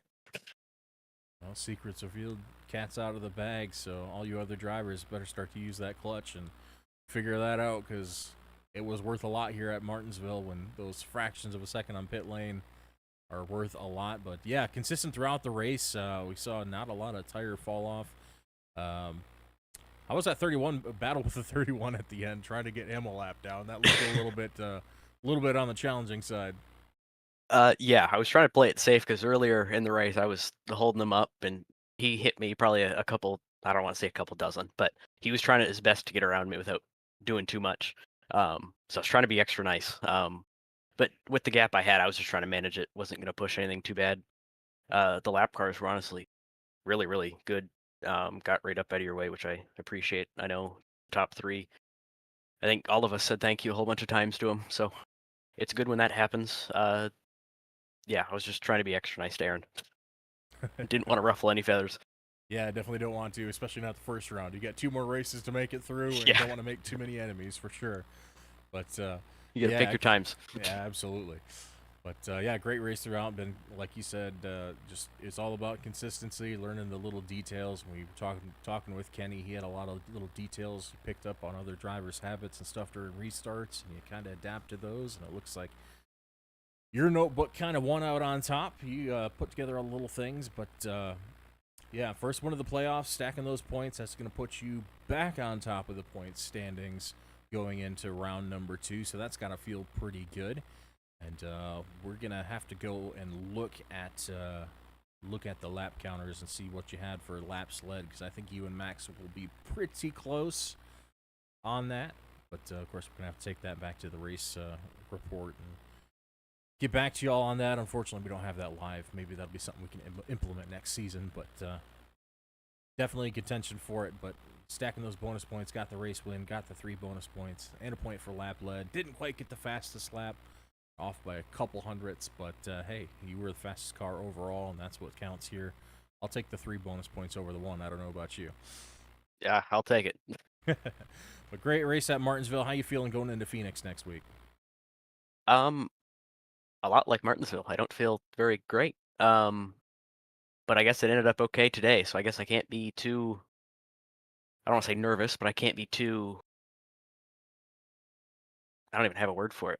I don't know. I can't be too excited, but I can't be too nervous. Just go in level-headed and do the best you can. I mean, I don't want to shoot for the moon, but just go in there and keep it clean. That was the whole goal tonight. Stay out of other people's ways and pick up the pieces when the pay window opens. Yeah, it's going to be a little bit easier tonight because you got a little bit more of a points pad to work with, and with the small car count in the field, your competitors can only fall down the order so far. So even though they have a bad day, they aren't losing that many points to you. So even though it was a good day, still pretty close in points, but it's going to take a lot for them to get those points built up, since there's not too many people in the field, only running about 14 cars today. So, but hey, that 97 is going to be back next week too, so keep that in mind. He'll help me somehow. Somehow. Well, we'll hope for that. But yeah, I'll give you the floor for a minute. Anyone you want to thank or shout out before we head off for the evening? Just Zach and you for all the things that you guys do behind the scenes. Kyle, he's always fun to race with. One of the best that we have, I'd say. Just always fun to race with him. All the sponsors that we got. You, again, broadcast, everything that you do. It's just a big help. Fun to come out here every Thursday and have some fun. Yeah, absolutely. Well, I appreciate the comments, and I equally appreciate everyone out there on YouTube watching along with us, cheering on their favorite drivers. I know we got a lot of people new people joining in with a couple of the new drivers coming in. We got Devin as a new driver, and we got Stephen in here for the first time this season in the 26th. So all of you people out there who are coming in for the first time, thank you so much. And if you like what you see here and want to tune in next week, go ahead and hit that subscribe button on the channel, and it'll notify you the next time we go live, which will be July 3rd, right back here at 9 p.m. Eastern time. But we'll go ahead and let our winner get to his celebration and let him go for the evening. So thanks for your time, Alex, and congrats again here on the win. Yep, thank you. All right. right, that's going to wrap up our interviews for the evening. And, of course, as always, we want to thank our sponsors. We want to thank 614 Designs. That's our league administrator, Zach Miller. He's go ahead and check out 614 Designs on Instagram and on Trading Paints. If you're looking for a sharp-looking paint for your iRacing virtual race car, go ahead and hit him up. He can get something created for you and get you looking nice out on the racetrack. And thank you to Track Racer, of course, and Road Promotions, roadpromos.com. If you're looking to spruce up your business, your events, your setups for trade shows, or just looking for some really neat custom items with your logo, with your branding on them, to get out there and promote yourself and your brand, go ahead and check them out at roadpromos.com. Glad to have them on board. Sponsored the Pole Award and, of course, our replay cam they've got to use on several occasions this evening here at Martinsville. Thanks to them for being on board, and, of course, thank you to our primary league sponsor, soaringlogos.com. Pretty similar brand. Both of those brands offer a lot of products made in the USA. A nice selection. Both involved with the military and very cool organizations. Very great owners of both. So heavily encourage you to go ahead and check out all of those sponsors. Of course, we have those links in the description of the broadcast as well to make it easy for you to go check on those if you would like to. But once again, I just want to thank everyone for tuning into the stream and for following along for round number 1 of the playoffs. It was a pretty exciting race, a lot of drama and a couple nail-biting moments for a few people, and I'm hoping to see all these drivers back here and right back in their super competitive form for Phoenix. It's going to be another exciting, pretty short track. It's a mile-long racetrack out in the Arizona desert, and it's going to be another pretty similar race where you're going to want to hang on to those tires. It's going to be hot and slick, and the drivers who can take those little detailed notes and add those up to create good finishes and good results for themselves are going to come out on top as always. But the level of competition in this series is just always at a super high level. As I mentioned, the lap cars, perfectly respectful of all the leaders and everything, and of course the competition all throughout the field is fantastic as well. But that's going to do it here for round number 10 for the Thursday Night Nitro Series presented by SoaringLogos.com. And that's going to wrap it up here for us in Martinsville, Virginia. As always, I've been Adam LaFox here for the Boom Tube. We really hope you enjoyed the broadcast and cannot wait to see you again next week. But until then, everybody have a good night, and we will see you around.